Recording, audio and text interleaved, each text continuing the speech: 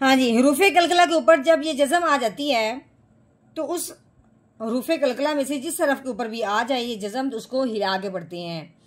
अब वैसे तो ये जज़म जिस हरफ के ऊपर आती है बस पिछले वाला जो हरफ होता है उस हरफ के साथ मिल जाता है जिसके ऊपर जज़म आई होती है। जैसा कि अब जज़म आई है बा के ऊपर, अब पीछे मीम है, अब हमने मीम को बा के साथ मिला देना है इस जज़म की वजह से।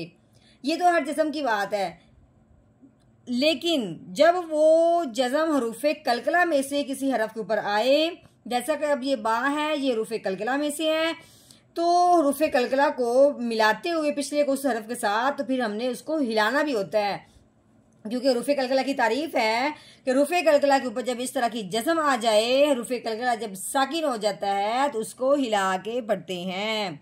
अब हिलाना किस तरीके से है कि पिछले वाले को हमने उस हरफ के साथ मिलाना है, फिर उसको थोड़ा सा हिलाना है उसकी जगह से। कैसे हिलाना है? मीम बा ज़बर माब, जैसे गेंद को दीवार में मारते हैं वो लौट के वापस आती है, इसी तरह इस हरफ को पढ़ने के साथ साथ इसको लौट के वापस भी लेके आना है। कैसे? माब, पहले तो बन जाना था माब, साकिन हो गया, लेकिन साकिन हुआ है हरूफे कलकला तो इसको वापस लेके आना है माब। तो फिर हम जब मुकम्मल आयत पढ़ेंगे तो आप इंशाल्लाह पूरी मुकम्मल आयत सुनेंगे, आपको एक एक हरफ की तफसील तशरीह मिलेगी, इंशाल्लाह आपको बहुत ज़्यादा वजाहत होगी और बहुत ज़्यादा फ़ायदा होगा। तो आप सुनिए पूरी आयत को। नहमदुहु व नसल्ली अला रसूलिहिल करीम, अम्मा बअद फ़अऊज़ु बिल्लाहि मिनश शैतानिर रजीम, बिस्मिल्लाहिर रहमानिर रहीम। अस्सलामु अलैकुम व रहमतुल्लाहि व बरकातुहू। उम्मीद है आप सब खैरियत से होंगे। इंशाल्लाह जहाँ होंगे ईमान और सेहत की नेमत से माला माल होंगे। हाँ जी, तो आगाज़ करते हैं हम अपने आज के सबक का दुआओं के साथ। तो चलिए शुरू करते हैं। अल्लाहुम्मा सल्ली अला सय्यिदिना व मौलाना मुहम्मदिन व अला आलि सय्यिदिना व मौलाना मुहम्मदिन व बारिक व सल्लिम। रब्बि इश्रह ली सदरी व यस्सिर ली अमरी वहलुल उक़दतम मिन लिसानी यफ़क़हू क़ौली। रब्बी ज़िदना इल्मा, रब्बी ज़िदना इल्मा, रब्बी ज़िदना इल्मा। अऊज़ु बिल्लाहि मिनश शैतानिर रजीम, बिस्मिल्लाहिर रहमानिर रहीम। हाँ जी, ये अलिफ है, अलिफ के ऊपर ज़बर लगी हुई है, अलिफ के ऊपर ज़बर ज़ेर पेश आ जाए उस अलिफ को हमज़ा पढ़ते हैं। इस अलिफ के ऊपर ज़बर आने की वजह से इस अलिफ को अब हमने हमज़ा पढ़ना है। कैसे? हमज़ा ज़बर आ। हाँ जी, आगे ये लाम है, लाम के ऊपर ज़बर लगी हुई है, उसके आगे ये अलिफ है। ठीक है, अभी हमने क्या कायदा पहले पढ़ा हुआ है कि अलिफ से पहले जब ज़बर आ जाए तो उससे एक अलिफ के बराबर लंबा करते हैं। अब कैसे लंबा होगा? लाम अलिफ ज़बर ला, आला। हाँ जी, आगे ये या है, या के ऊपर ज़बर लगी हुई है, या ज़बर या।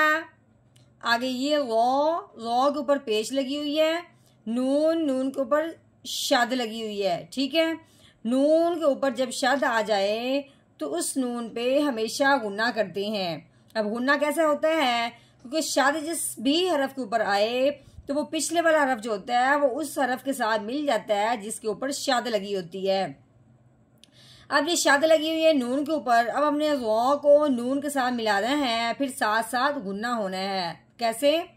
गौ नून पेश सुन, या नून पेश नो, या नो। जी आगे देखते हैं, आगे ये अलिफ है, अलिफ के ऊपर पेश आने की वजह से अलिफ क्या बन गया? हमजा बन गया। ठीक है, आगे ये वाव, इसके ऊपर कोई जज़म कोई ज़बर ज़ेर पेश नहीं लगी हुई, इस वाव को अब हमने नहीं पढ़ना। आगे बढ़ते हैं, पहले इसको पढ़ना है हमजा पेश ओ, लाम के ऊपर मद भी है, लाम के ऊपर खड़ी जबर भी है, उसके आगे हमजा भी है। यहाँ एक बात समझने वाली है कि ये मद जिस हरफ के ऊपर आती है उस हरफ को 3 अलिफ के बराबर लंबा कर देते हैं। अगर मद के फौरन बाद हमजा आ जाए तो उस मद को फिर 4 अलिफ के बराबर लंबा करते हैं।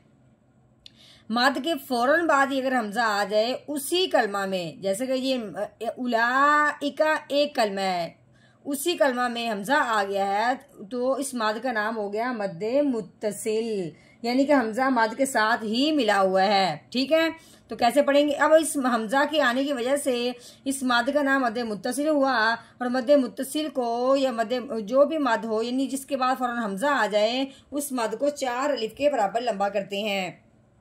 कैसे पढ़ेंगे? ला मद खड़ी ज़बर ला, उला, आगे हमजा के नीचे जेर है, हमजा जेर ई, उला ई। काफ, काफ के ऊपर जबर लगी हुई है, काफ जबर का, उलाइका। हाँ जी, आगे देखते हैं। आगे ये अलिफ है, अलिफ के ऊपर क्या लगी हुई? जबर। अलिफ के ऊपर जबर आने की वजह से अलिफ को हमजा बनाएंगे। उससे पहले आगे देखते हैं, ये नून है, नून के ऊपर 3 दंदों वाली शाद लगी हुई है। अभी हमने क्या पढ़ा है कि शाद जिस हरफ के ऊपर आती है वो पिछले वाला हरफ उस हरफ के साथ मिल जाता है। अब हमने इस हमजा को इस नून के साथ मिलाना है। फिर हमने ये भी पढ़ा है कि नून और मीम पे जब ये शद आ जाती है तो नून और मीम पे हमेशा गुन्ना करते हैं। अब गुन्ना कैसे होगा? हमने इस हमजा को इस नून के साथ मिलाना है, फिर साथ गुन्ना करना है। हमजा नून जबर अन, अब नून के ऊपर जबर भी लगी हुई है, नून जबर ना, अन्ना। हाँ जी, उसके बाद आगे देखें, आगे ये हा है, हा के ऊपर पेश लगी हुई है। इसके आगे क्या है? ये मीम है, इसके ऊपर जज़म लगी हुई है। लेकिन इस हा को इस मीम के साथ नहीं मिलाना, क्योंकि जज़म वाला जो हरफ होता है वो पिछले वाले को अपने साथ मिलाता है। लेकिन जज़म वाले के साथ अगला हरफ शद वाला भी हो जाए तो फिर वो जज़म वाले हरफ को छोड़ के वो पिछले वाले को शद के साथ मिलाते हैं। अब इस मीम के अगली लाइन पे भी एक मीम है जिसके ऊपर शद लगी हुई है, तो वो देखते हैं। ये इस मीम के ऊपर क्या लगी हुई है? शद लगी हुई है। तो वो पिछले हा को हमने इस मीम के साथ मिलाना है, तो कैसे मिलाएंगे? हा मीम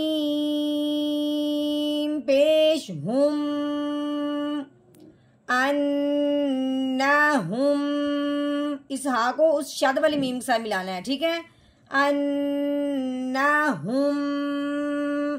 हाँ जी, आगे देखते हैं। ये मीम है, मीम के ऊपर क्या लगी हुई है? जबर भी लगी हुई है। उसके आगे बा है, बा के ऊपर जज़म लगी हुई है जिसकी वजह से बा साकिन हो गया। साकिन हरफ जो भी होता है वो पिछले वाले को उस हरफ के साथ मिला देते हैं। अब मीम को अब अपने बा के साथ मिलाना है क्योंकि मीम के ऊपर जज़म आने की वजह से मीम साकिन हो गया। दूसरी बात, जज़म वाला जो भी हरफ हो वो पिछले वाले को अपने साथ मिलाता है, लेकिन जब बा आ जाए जज़म वाली, बा बन जाए साकिन, यानी कि बा के ऊपर जज़म आ जाए, बा साकिन हो जाए, तो फिर उसको हिला के पढ़ते हैं। क्यों हिलाते हैं? क्योंकि बा हरूफे कलकला में से है। हरूफे कलकला के ऊपर जब इस तरह की जज़म आ जाए या हरूफे कलकला साकिन हो जाए तो उसको हिला के पढ़ते हैं। कैसे? मीम बा ज़बर माब, कैसे पढ़ेंगे? माब। हाँ जी, आगे आइन, आइन के ऊपर पेश लगी हुई है, उसके आगे वाओ, वाओ के ऊपर जज़म लगी हुई है तो वाओ साकिन हो गया। अभी हमने क्या पढ़ा था कि साकिन हरफ जो भी होता है वो पिछले वाले को उस हरफ के साथ मिला देते हैं। अब हमने आइन को वाओ साकिन के साथ मिलाना है। ये तो है हर साकिन हरफ की बात, लेकिन जब वाओ साकिन हो और उससे पहले हरफ पे पेश आ जाए तो पहले वाला हरफ जो होता है उसके साथ मिलते हुए एक अलिफ के बराबर लंबा भी होगा। ठीक है, कैसे? आइन वाओ पेश ऊ मबऊ। हाँ जी, आगे सा के ऊपर क्या लगी हुई है? पेश लगी हुई है। उसके आगे क्या? आगे वाओ, वाओ के ऊपर क्या लगी हुई है? जज़म। तो जज़म की वजह से हमने सा को वाओ साकिन के साथ मिला देना है। अभी हमने क्या पढ़ा था? वाव साकिन हो उससे पहले पेश आ जाए तो उसे एक अलिफ के बराबर लंबा करते हैं। कैसे? सा वाव पेश सू मबऊसू नून ज़बरना मबऊसूना। अब हमने करना है यहाँ पे वक़फ़। वक़फ़ की सूरत में नून को हमने कर देना है साकिन, इसकी ज़बर हटा देनी है। तो कैसे पढ़ेंगे आगे? वक़फ़ मबऊसून मबऊसून। हाँ जी, इस आयत का हमने मुकम्मल आयत का तोड़ कर लिया। इस आयत का हमने करना है जोड़ यानी कि रवानगी के साथ पढ़ना है। तो चलिए शुरू करते हैं। अऊज़ु बिल्लाहि मिनश शैतानिर रजीम।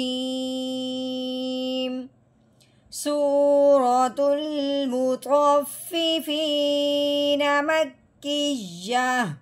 बिस्मिल्लाहिर्रहमानिर्रहीम। अला यज़ुन्नु उलाइका अन्नहुम मबऊसून।